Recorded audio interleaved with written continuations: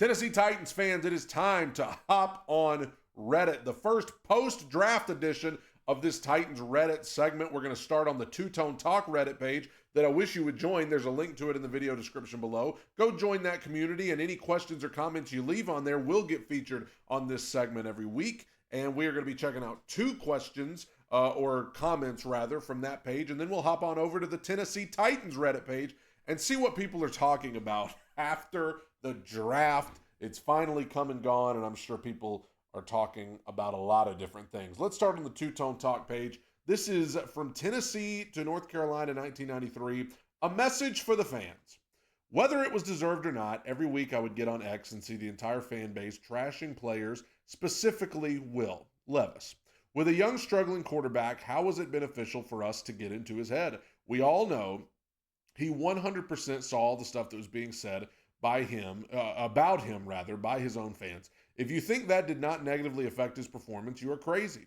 So I challenge you guys that when Cam struggles, to remain supportive of the kid, to lift up the team, more of the we'll get him next time and less, man, this dude blanking sucks at the end of the day. These athletes are humans, and I want to help motivate and lift up my franchise quarterback, not tear him down on a public platform as he's preparing for the next game. Just my thought. So,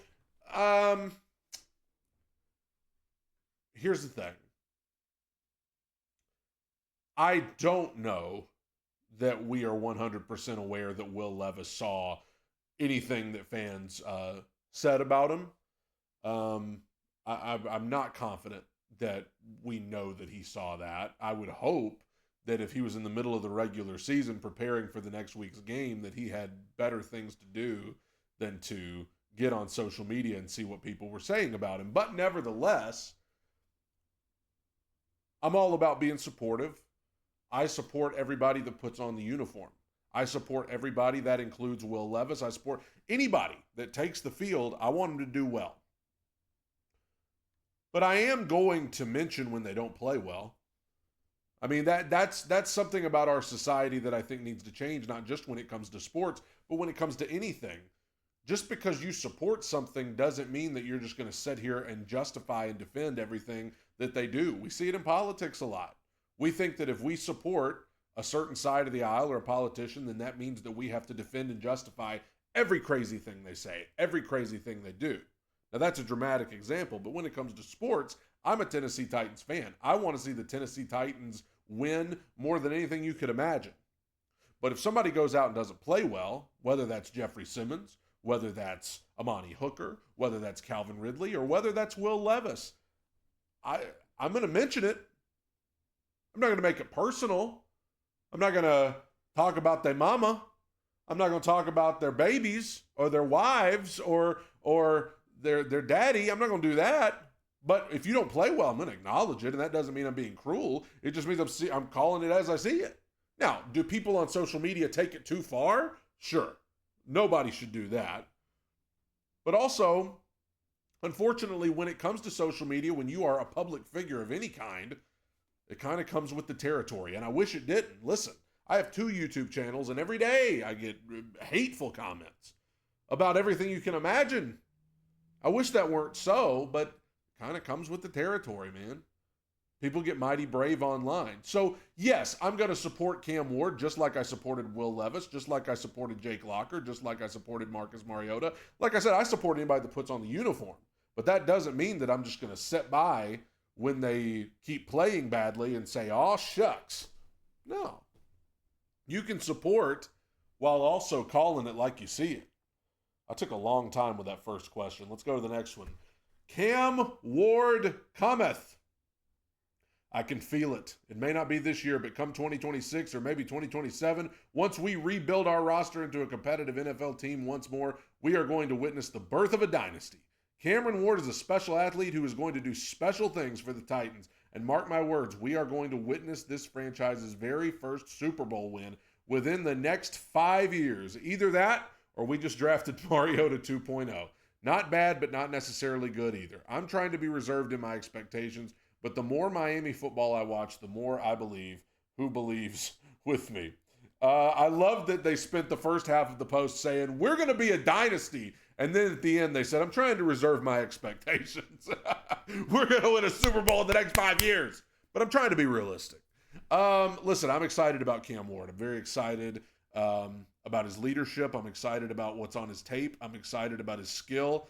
I'm very excited about Cam Ward. And I'm very excited about the future, which is not something that I have said about the Tennessee Titans in a long time. Going back to the first post, for the person who said we need to support, Cam Ward's going to have growing pains. There are going to be interceptions. There are going to be mistakes. There are going to be times where he holds the ball too long. Those things are going to happen. He's a rookie. There are going to be growing pains. But I do feel like in the long run, I would be very let down if Cam Ward doesn't end up at least being good. And whether this user is getting hasty or not, it is just good to see Titans fans with some optimism and some hope on the horizon again. Let's jump over to the Tennessee Titans Reddit page.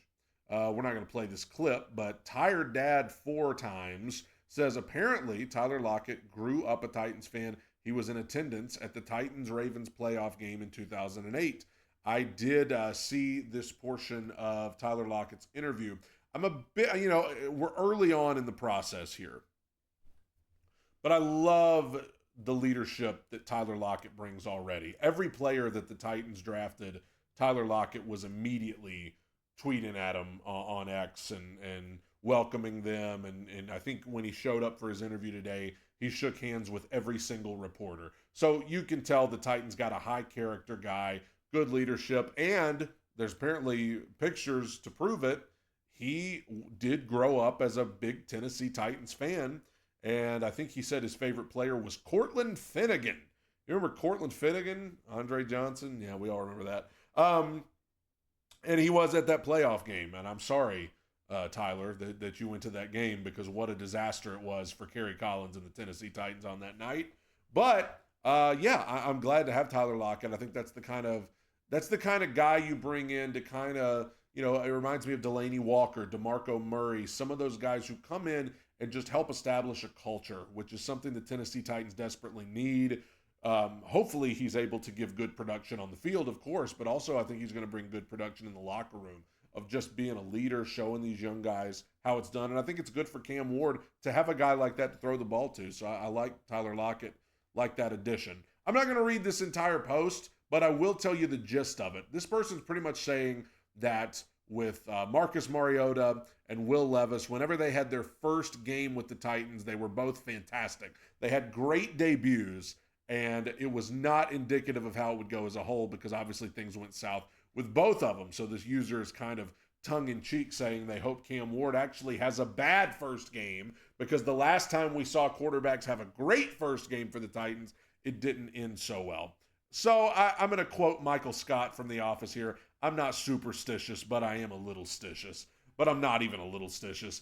I will admit, yes, Marcus Mariota had a great debut at the top of his rookie year, and we thought we had found the next big thing, and then it didn't pan out. Will Levis obviously had a great debut against Atlanta a couple of years ago, and we thought we found the next big thing, and that didn't pan out. But, that shouldn't have any bearing on Cam Ward. Obviously you don't just want to have a one-hit wonder. We see all the time guys who come out and maybe they have a great first game, or maybe they even have a really good first season. I remember RG3, his rookie season, he was supposed to be the next big thing, and then obviously he got hurt, and that played a part in that. And obviously Washington was a disaster, their front office at the time. But, I just want to see Cam Ward this season staying healthy, growing, maturing, figuring it out. I mean, that's, whether he has an unbelievable first game or not, that's, but what I will say is, even if he does have a great first game, don't get your hopes up just because of that. Don't just go ahead and declare him the Messiah if he has one good game. Let's make him prove it time and time again, and I'm confident that he will. What is the wide receiver depth chart looking like post-graph? Graph? What? Draft. Can't even talk. Our current wide receiver room post-draft: Calvin Ridley, Elike Omenor, Xavier Restrepo, Bryce Oliver, Colton Dow, I forgot about him, Tyler Lockett, Van Jefferson, Mason Kinsey, Tay Martin, Traylon Burks, Chimray DK, James Prosh, Jaquan Jackson. What do you think our depth chart will look like for this upcoming season? I'd have to imagine Ridley would be up there as well as Lockett, but where do some of these other guys fall? So, here's how it would go in a perfect world for me, at least up at the top. Ridley, wide receiver 1. I mean, that's the safest bet. I would be shocked if anybody overtakes Calvin Ridley as the number 1 wide receiver on this team. Ridley, number 1. And in a perfect world, please, Lord, Alec Eomanor would have such a great camp and such a great preseason that he would work his way up to wide receiver 2. That would be a perfect world.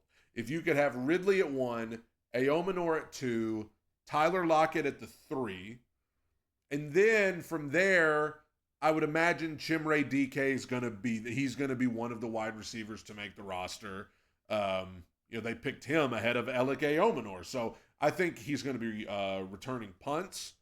I think they really wanted to do that, return punts, return kicks. But also, I think he's not going to be like Jaquan Jackson, where Jaquan was mainly the punt returner and he didn't play much offense. I think Chimere DK, hopefully, if things work out with him, not only will he be returning punts, but I do think he'll get some work on offense. So you have those 4, Ridley, Eomanor, Lockett, DK. And then at the bottom, I mean, Van Jefferson's probably making it. I mean, you brought him, unless he just has the worst training camp in history. But I think they want the veteran leadership that he brings. So I do think Van Jefferson will make it. And then if they take a 6th wide receiver, I mean, listen, you got to throw out Treylon Burks' name. The Titans Brian Callahan mentioned, Brinker and Borgonzi mentioned, they're not picking up the 5th-year option. So Treylon Burks at this point is low risk. He's not going to cost you a lot. It's the last year of his deal. And so I don't think they're going to be able to get a trade for him. If you can get a trade for him, great. But I just don't see that happening. I could be wrong. I've been wrong before. But I don't see that happening. So I think Treylon will probably be around just because why not? Like, he was a first-round pick. Maybe he'll finally figure it out. But, if he's around, I think he'll be on the roster just because why not? It's cheap. He's here. It's the last year of his deal. If it doesn't work out again, send him packing. You're doing that anyway. Or maybe he can contribute in some way, but whatever. I think Treylon Burks could probably make it. And then if you want to take a 7th wide receiver, obviously people are going to talk about Xavier Restrepo, undrafted, but because of the ties to Cam and Cam wants him there, yeah, I'd like to see him as a 7th wide receiver there. I don't see anybody else that stands out to me. I don't think Jaquan Jackson's making this roster. I don't think that Mason Kinsey or Colton Dowell are making this roster. I mean, Bryce Oliver, you could make an argument for, but, I think if you're going to have a 7th spot, it comes down to Bryce Oliver or Xavier Restrepo. Or maybe if Van Jefferson just has a terrible camp, and I don't know. But those first 4, I think, are locks. What do you all want done with Will Levis? As a non-Titans fan and someone who was disappointed by Will Levis, I don't expect he will ever get the QB1 job with the Titans. Do you all want him as a potential backup, traded to another team, or cut entirely? I'm just curious about what the fans want. There's no point in cutting him because he's still in his rookie deal, so he's cheap. But, I mean, any of the quarterbacks. Brandon Allen's cheap. Tim Boyle is cheap. Tim Boyle better not make this roster. I think they're going to try to trade him at some point. Maybe he gets some reps in training camp. He gets some preseason work like Malik Willis did last year. And then the Titans can get a late round draft pick for him. If you could get a 5th for him, I think that'd be great. A 4th. If you could get a 4th for him, I'd build a monument for Mike Borgonzi. But, I mean, listen, he's not going to be starting. You don't take Cam Ward 1st overall to bring him in to back up Will Levis. I mean, come on. We're talking about insanity here. So, he's not going to be starting. Could he be a backup? I mean, listen, I like Will. If he comes in and he has a really good, because it is an awkward situation. You were supposed to be the guy, you didn't pan out, so now they've pretty much drafted your replacement. That's awkward. They're professionals, yes, but it's awkward. These are human beings we're talking about. But if Will comes in and he's improved, and he's got a good attitude, and he's handling it right, and he impresses the coaches with that, maybe he does come in as a backup. I'm not going to rule that out. I still think the most likely option is that they're going to trade him and Brandon Allen will be the backup. But if Will Levis comes in and he's worked and he's impressing the coaches with his leadership and the way he handles this tough situation, I could see him bringing Will in as a backup. Maybe. But I still think the most likely option is they trade him. All right. Oh, already read that one. Let's go. We got one more. Anyone else concerned about not drafting a linebacker? Kind of feel like that is the obvious spot we are probably the weakest at after these 9 picks. Also think it may have been the weakest before the draft, too, though. I don't think it was the weakest before the draft. I think wide receiver and edge were probably even weaker than that. And edge rush still needs work. But yeah, wide receivers definitely. I think Brian Callahan was asked today about what spots he sees that they need the most help at, and he mentioned the linebacker position. So Cody Barton that they brought in to play linebacker, he's going to be the most experienced guy. He's going to be the most sure thing. I think he's going to be the one that can hold it down for them the most. But you're going to need Cedric Gray, a 4th rounder from last year who didn't play a lot last year because he was hurt and it took him forever to get into the lineup. You're going to need Cedric Gray and James Williams. Like, you're going to need those guys to step up. Like that, those guys, and I'm sure the Titans will sign another veteran linebacker over the course of the summer just to have some reliability there. But, man, for not just this year but the future at that linebacker position, if at least one of those guys between Cedric Gray and James Williams could really step up this year, that would be awesome. Secondary-wise, too, we're not talking about secondary, but Brian Callahan talked about the secondary today. Jarvis Brownlee's going to have to take a big step. He was headed in the right direction last year. He's going to have to play well. L'Jarius Sneed's going to have to figure out how to stay healthy. Roger McCreary, need him to keep it up, but injuries happen, and this Marcus Harris that they just drafted in the 6th round, maybe he could be something. But yeah, linebacker definitely is a major position of need for the Titans right now, and so I could see him signing another veteran at some point. But Cedric Gray and James Williams got to step up. Tighten up, everybody. Thank you for tuning in. See you next week.